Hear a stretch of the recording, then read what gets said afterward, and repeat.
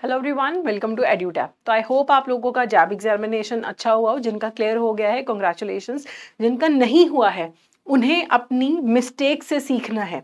जो भी एग्जाम्स में उन्होंने मिस्टेक करी हैं, अपनी प्रिपरेशन में मिस्टेक करी है, उनसे सीखना है और वही गलतियों को दोबारा नहीं दोहराना है। दूसरी चीज, जो लोग नए हैं जिन्होंने अभी एग्जाम देना है, उन्हें भी पिछले पेपर से सीखना चाहिए ताकि अपना प्रेपरेशन वो उस हिसाब से ट्यून कर सके। तो अगर इस साल के पेपर की बात करें, जून 2024 के पेपर की बात करें, ये एक मॉडरेट लेवल का पेपर था। जो हमारा अक्टूबर का एग्जाम था वो मॉडरेट टू डिफिकल्ट लेवल का था। I will call it difficult only, क्योंकि बहुत लंबा पेपर था तो वो डिफिकल्ट था, लेकिन ये वाला मॉडरेट था।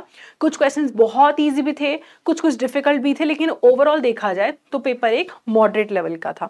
तो अगर हमें वेटेज देखनी है मॉड्यूल्स की, तो यहाँ पे ए और बी मॉड्यूल हमेशा की तरह 65 to 75 मार्क्स जो हैं वो कैरी करते हैं पेपर में, और बाकी का अराउंड 30 मार्क्स का पेपर जो है, कई बार 35 का भी आ जाता है, वो सी और डी मॉड्यूल में से आता है। इस बार भी सेम ही चीज हुई है। तो यहाँ पे आपका जो मेजर टाइम है प्रिपरेशन का वो ए और बी मॉड्यूल में जाना चाहिए। लेकिन जो एस्पिरेंट्स बार बार पूछते हैं उन्हें मैं यही बोलना चाहती हूँ कि do not skip C and D module. आपका मेजर टाइम यहीं पे जाना चाहिए, जैसे इतने सालों से होता आ रहा है। अभी भी ए और बी मॉड्यूल जो है वो मेजर आपका वेटेज कैरी करता है। उसके बाद अगर हम की लर्निंग्स देखें कि क्या क्या हमें इस बार सीखने को मिलता है, तो अक्टूबर में बहुत ज़्यादा केस स्टडीज थी। ऑलमोस्ट पूरा पेपर मुझे केस स्टडीज पे ही लग रहा था, लेकिन इस बार केस स्टडीज कंपैरेटिवली कम आई। हम ये नहीं बोलेंगे कि कम हो गई हैं बहुत ज़्यादा, लेकिन अगर हम अक्टूबर से कंपेयर करें तो कम हुई हैं। पिछले पेपर ज्यादा, मई से कंपेयर करें तो उससे तो अभी भी ज्यादा ही है। पिछले मई से, जो 2023 के मई से ज्यादा है, लेकिन अक्टूबर 2023 से कम केस स्टडीज आई हैं। तो अभी भी ये नहीं समझना है कि हम ना करें, तो आपको केस स्टडीज पे ध्यान देना है। एप्लीकेशन बेस्ड क्वेश्चंस अभी भी आए हैं कि आप बैंक में काम करते हैं, आपने डिमांड ड्राफ्ट इशू किया, आप क्या करेंगे, लॉकर खुला, आप क्या करेंगे।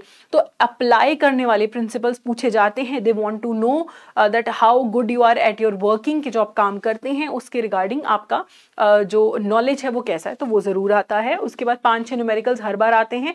पिछली बार जैसे किसान क्रेडिट कार्ड पे क्वेश्चन आ गया था, इस बार आई थिंक किसान क्रेडिट कार्ड पे तो नहीं सुनने को मिला है, लेकिन वर्किंग कैपिटल जो आपका मॉड्यूल बी का सेकेंड चैप्टर है, उसमें से आपको मेजरली क्वेश्चंस आए हैं।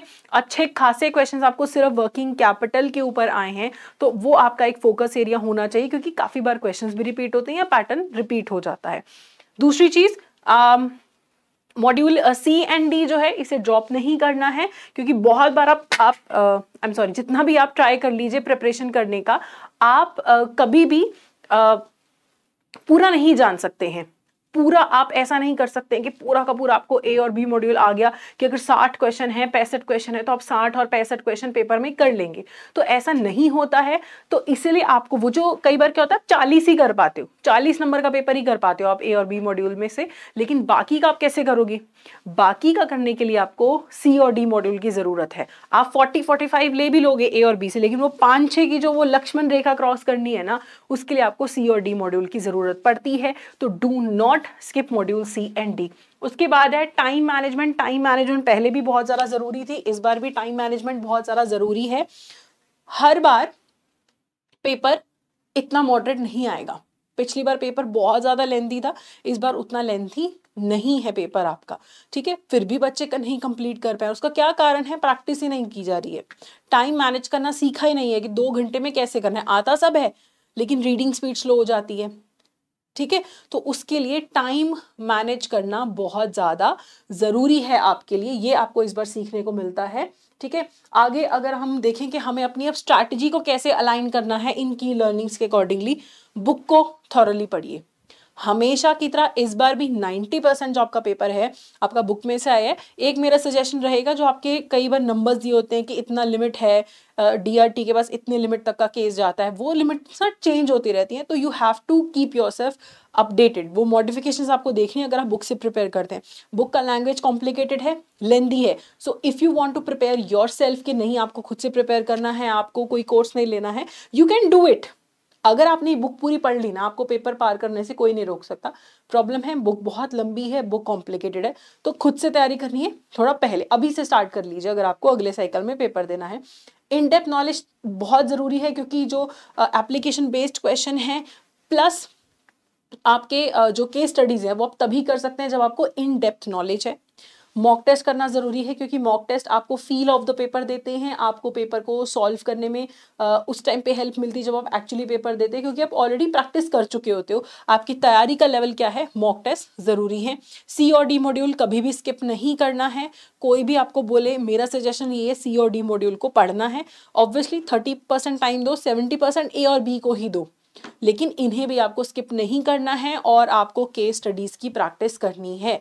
नहीं करेंगे प्रैक्टिस तो जितनी मर्जी नॉलेज हो, केस स्टडीज नहीं सॉल्व होंगी। प्रैक्टिस करी है, इन डेप्थ नॉलेज है, तो आप इजीली केस स्टडीज कर पाओगे। आप खुश होगे केस स्टडीज देख के कि ये तो आसान क्वेश्चन है। केस स्टडीज आसान होती है अगर आपको कॉन्सेप्ट क्लैरिटी, अगर कॉन्सेप्ट क्लियर नहीं है तो केस स्टडीज नहीं हो पाएंगे। तो ये आपको ध्यान रखना है। बाकी आपको हमारी कोई भी हेल्प चाहिए प्रिपरेशन में तो ऑब्वियसली आप हमें कभी भी कॉल कर सकते हैं, एंड आप हमें मेल कर सकते हैं hello@edutab.co.in पे। अगर आप हमें कांटेक्ट करना चाहते हैं, कॉल करना चाहते हो, तो उसके लिए नंबर है 8146207241, ये नंबर है। बाकी वेबसाइट पे जाइए, वेबसाइट पे जाके आप प्रीवियस ईयर क्वेश्चंस देखिए। प्रीवियस ईयर क्वेश्चंस देखना बहुत ज़्यादा ज़रूरी है प्रिपरेशन के लिए। दूसरी चीज़, आपके सामने भी ये जो बैनर रिफ्लेक्ट हो रहा है, इसका डिस्क्रिप्शन में जाके लिंक है, वहाँ से ये क्वेश्चंस डाउनलोड करिए, प्रैक्टिस कीजिए कि क्या अभी आपका लेवल ऑफ प्रिपरेशन है, कहाँ आपको और एफर्ट डालने की ज़रूरत है। तो अभी से तैयारी। हमेशा मेरा ये रिकमेंडेशन था, डोंट गो फॉर दैट आखिरी 1 महीना, आखिरी 15 दिन। हो जाता है बहुत लोगों का, लेकिन बहुत का रह भी जाता है। क्यों? क्योंकि टाइम आपके पास कम है। इस बार बहुत लोगों का आईएफएस ना होने का यही कारण है कि RBWM IFS back to back आ गई, they had no time to revise IFS. So अगर आप पहले से प्रिपेयर्ड हैं तो आपको फर्क नहीं पड़ेगा कि चारों पेपर भी अगर एक साथ हो जाए। ठीक है, तो कभी भी हमारी हेल्प चाहिए आप हमें मेल कर सकते हैं, कॉल कर सकते हैं। हमारे यूट्यूब पे बहुत सारा कंटेंट जो है वो फ्री में पड़ा है, वो आप अभी से अपनी प्रिपरेशन के लिए यूज़ कर सकते हैं। ठीक है, so that's it for today. All the best, thank you so much.